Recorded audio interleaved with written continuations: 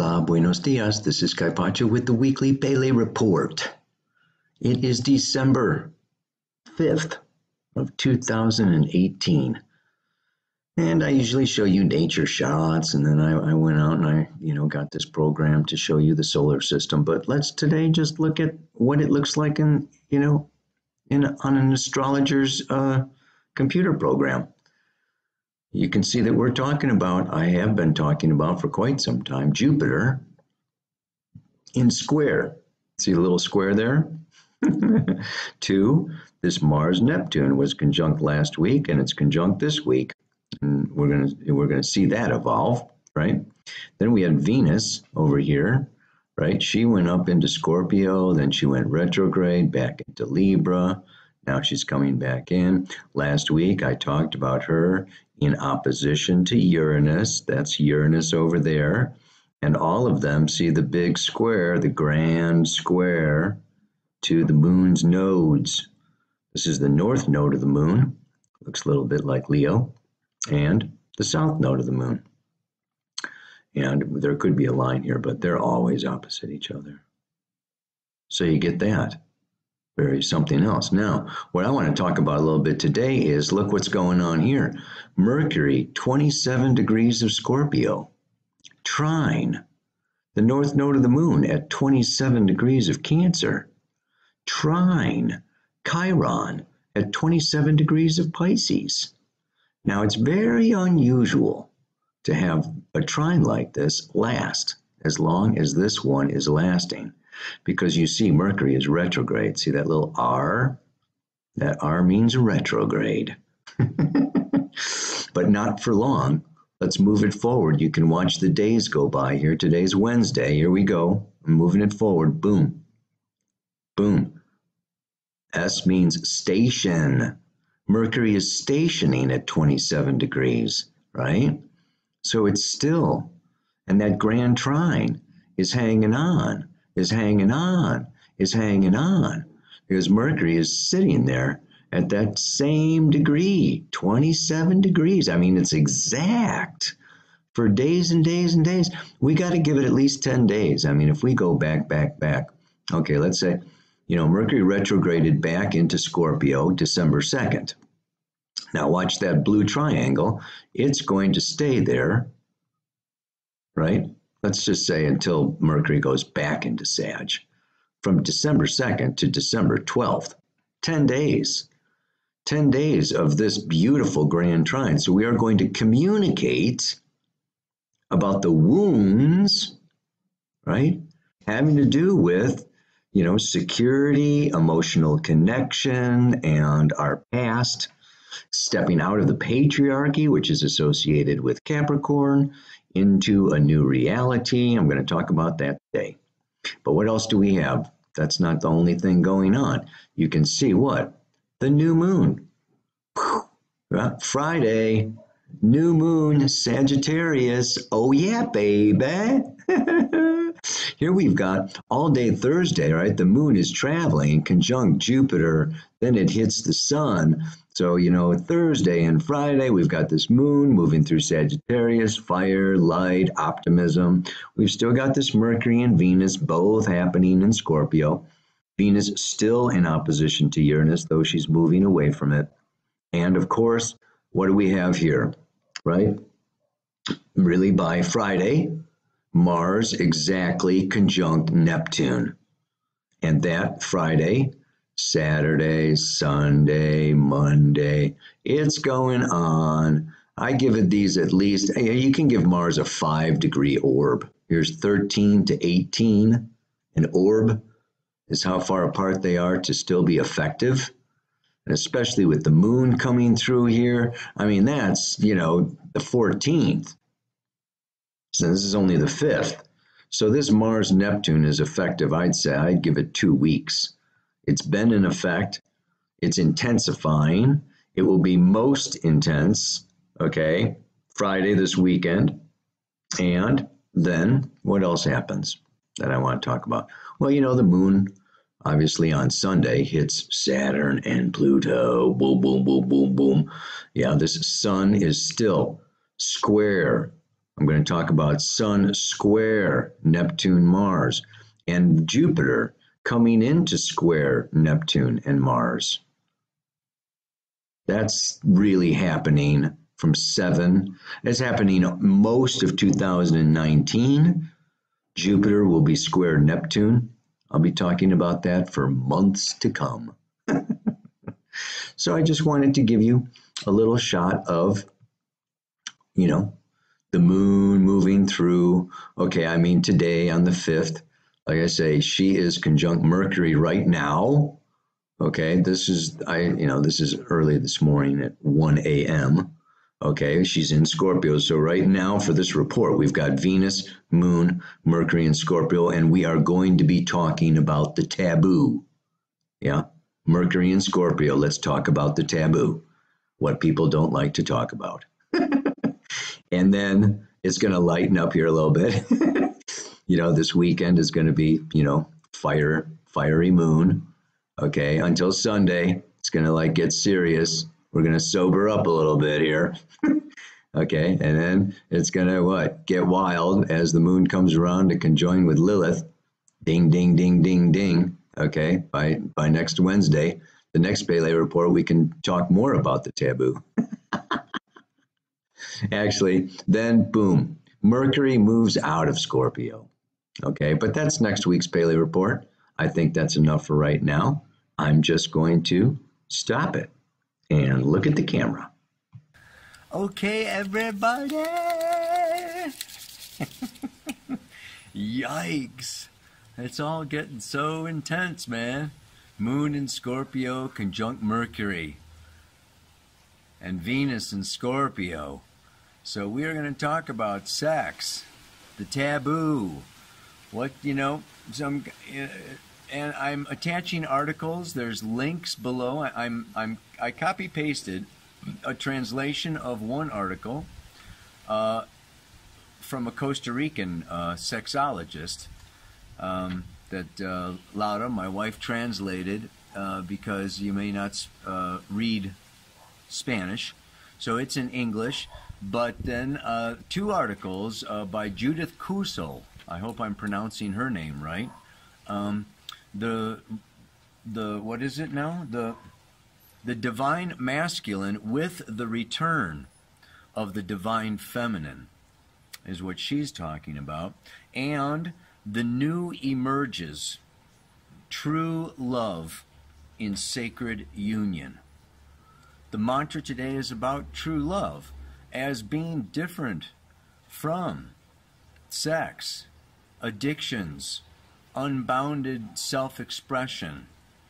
You know, it's really looking, this is what we want to really discuss a little bit, because we have to look at these transits. This Mars-Neptune, Mars is the masculine. And when it conjoins with Neptune, Neptune is spirit. Neptune is platonic love. Neptune is divine love.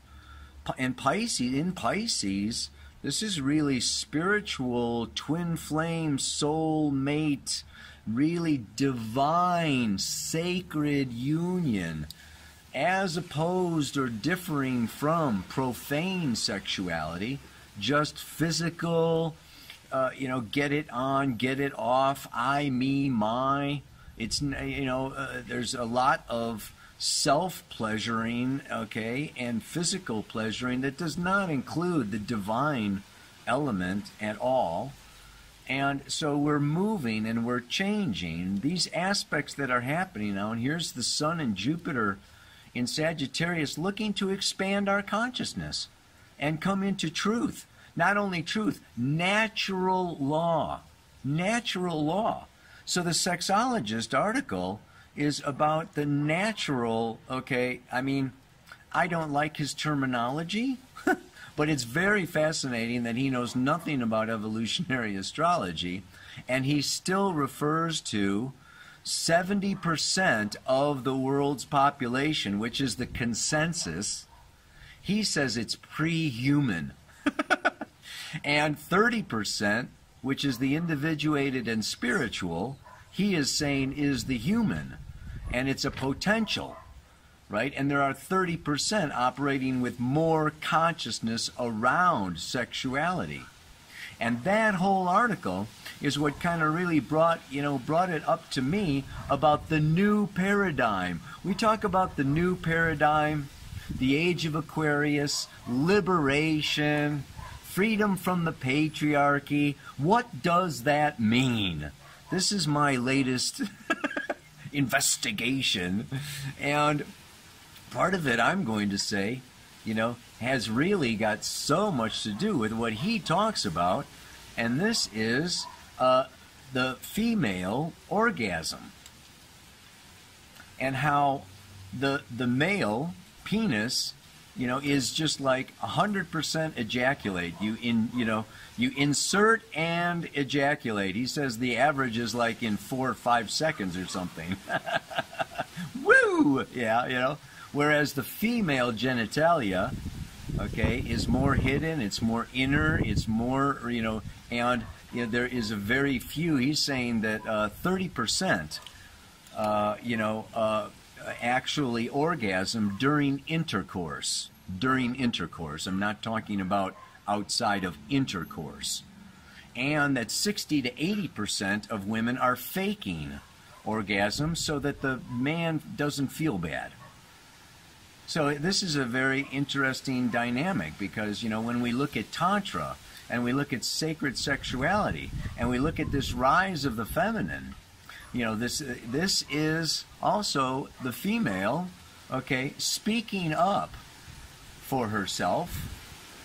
Number one, feeling empowered enough to be ready. I mean, think of, thousands, maybe millions of years of copulating, and why he calls it pre-human.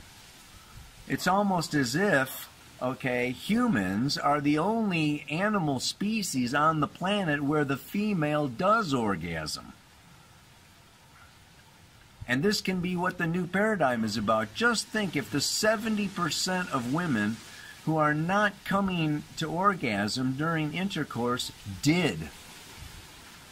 We'd have a lot more satisfied ladies going around, which would make for a lot more satisfied men going around, which would make for satisfied children and passing on through generations, And then I included these articles and the links to Judith, because she talks about then the nature of the masculine and through the patriarchy. First of all, the nature of the masculine is to be hard, tough, structured, build skyscrapers, phallus, penetrate, But there is an inner feminine. So the masculine is mind and structure and control and thoughts and thinking and building. This is Mars, masculine energy. Mars, co-ruler of Scorpio, about power, financial power, domination, control, conquer. Aries, Scorpio, Mars, energy. And the feminine, which in the majority of men, and this can be, in gay relationships also. I'm not just talking men and women, but in gay relationships, there is still a masculine element and a female partner. Or they take turns and switch. But there is still. Just look at it. We don't want to get too stuck on it in terms of gender, but the feminine in the majority of men is the anima, or it's the subconscious. So in general, men are more aware of their Mars and out of touch with their Venus. And in general, women are in touch with their Venus and out of touch with their Mars. It's more unconscious. Well, the unconscious part of the masculine is this feminine, which is soft, curvy, sensuous, pliable, changeable, but also full of vitality and fertility. The feminine gives birth. So it's this juicy lusciousness. So the masculine can dry out. Yeah, Aries is fire. I mean, it's just like hard and harsh and cold and can be cruel or whatever. It's just like, rah. Yeah. The divine masculine is when, okay, that cold, hard, powerful, pioneering, penetrating phallus gets in touch with the inner feminine and softens and becomes more pliable, gets in touch with the heart. And the heart wants connection and union and cares about and nurtures the other. So this is the man controlling his ejaculation. Less than 30% of men are controlling their ejaculation. I think it's way less than that. Okay? And focusing on pleasing, pleasuring, raising, connecting, and bringing the feminine so that it is actually a divine union, with simultaneous orgasm, or at least a shared orgasmic experience. And so this then is the masculine devoting itself to the feminine and allowing the feminine to relax, open, surrender, feel safe, cared for, and this raises the energy of, and then this is how we come into sacred union. This is what the Tantra is about. So these days, I'm just looking at what's out there. There can be all kinds of liberation going on, right? Like I show more flesh on Instagram than anybody else, or, I go out with more people, or I sleep with more people, and I'm liberated. But this can be in a very superficial way. I just want to really point out, okay, it's quality over quantity. This is quantity is actually addiction. It's like I need more and more and more and more, and the more people I'm with, and the more I'm, exposing myself, or the more that I'm, talking, talk. Let's talk about sex. Let's talk about that. So we can talk about it, and we can show it, and we can play it, but what is only only you and your partner or partners know what is going on behind closed doors. Well, sometimes it's out in nature. Sagittarius is nature. Doesn't have to be behind closed doors or under sheets, but Scorpio is private. And intimacy is private, and being vulnerable is private, and orgasm is a private, even shared private, experience. And whether this is happening or not does not show on Facebook, is what it takes depth. We talk about deep, true love. This is what these articles, that Judith wrote about, is deep, true love. True love is the name of the one, of the one article. By the way, with that one article, you have to scroll halfway down, like way down through a couple of poems and another article to get to the article that I'm talking about of the divine masculine with the return of the divine feminine. That's, it's a long scroll down there. But I just wanted to bring this up because Jupiter will be squaring Neptune. Right now, Mars is conjunct Neptune. And we can have, like I talked about, I think, last week, just addictions, escapism, denial. I want to go into the void. And this is what Judith talks about. And the masculine has this inner void. She even talks about it going to Adam. And that the masculine, complained that there was an emptiness. He complained to God, and God created Lilith. And Lilith was this powerful, juicy, feminine energy that was like, whoa, and it was, and she wasn't about to be dominated or lay beneath Adam, she was a little too much for Adam, basically. And so Adam complained again to God. Okay, and, Lilith left, and Eve came along. And Eve was more soft, humble, devoted, following, whatever, But the masculine can also complain about Eve. Too loving, too boring, too predictable, too whatever I want. Where's that Lilith, dynamic, challenging, powerful feminine energy? So, this is just like divine discontent that's gone on through the patriarchy of the man conquering, wanting, longing to fill this inner void with that juicy feminine life force energy. And, fighting other men, fighting women, abusing even his own penis. Yeah, just like, really going around and then having self-loathing, okay, for all of the disaster that, has resulted from his discontent.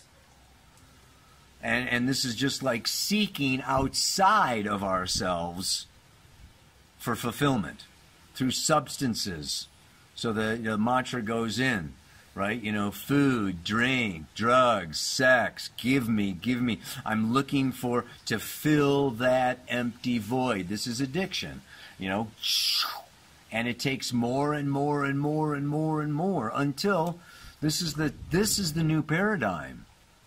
This is the new potential, that rather than the man seeking, outside of himself, he connects inwardly to the inner feminine, and thereby, so much self-loathing and punishment and anger and rage towards the feminine, towards himself, wars would stop. And women would be like way more satisfied and way more open and way more relaxed and way more willing and da-da-da-da-da. I mean, 90% of the jails in the United States are filled with men. Yeah? And it's 70 to 90% of men, commit suicide. Okay? The numbers of suicide for men are... Chiron is going into Aries for the next 8 years, finishing up these final degrees of Pisces. We're going to be working with the wounded masculine. Yes, the feminine has been wounded, but you don't have one wound without the other.